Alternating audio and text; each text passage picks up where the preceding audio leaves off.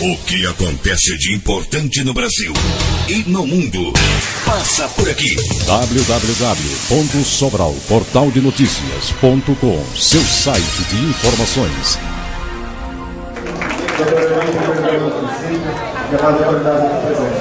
Estamos vivendo nesse momento um período de anormalidade aqui em Sobral. Muitas famílias foram afetadas pelas enchentes, 510 estão desabrigadas em abrigos temporários e também desalojadas, tendo que estar vivendo hoje em esses parentes até que se normalize a situação, além de 900 famílias criadas.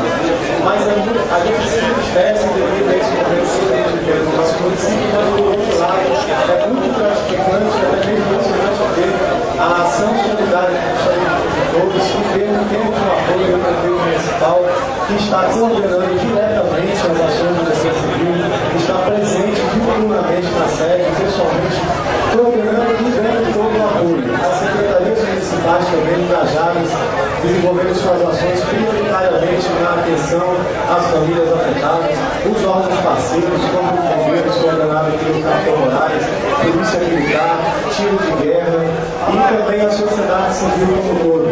Chegamos a trabalhar removendo famílias afetadas com 28 caminhões, ao mesmo tempo, 11 veículos pequenos e 6 caminhonetas. E esse trabalho só é possível graças ao apoio de todos os setores envolvidos e a sociedade civil que disponibilizou veículos, recursos humanos e vem até hoje sistematicamente fazendo doações.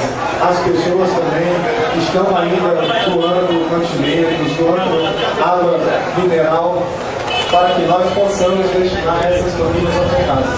Então, essa união de forças, essa atividade coordenada diretamente pelo prefeito, mas com a participação de toda a sociedade, a gente está dando a possibilidade de chegarmos a todas as famílias afetadas e darmos os benefícios necessários para atenuar o sofrimento que elas estão passando nesse momento. O que acontece de importante no Brasil e no mundo passa por aqui. www.sobralportaldenoticias.com, seu site de informações.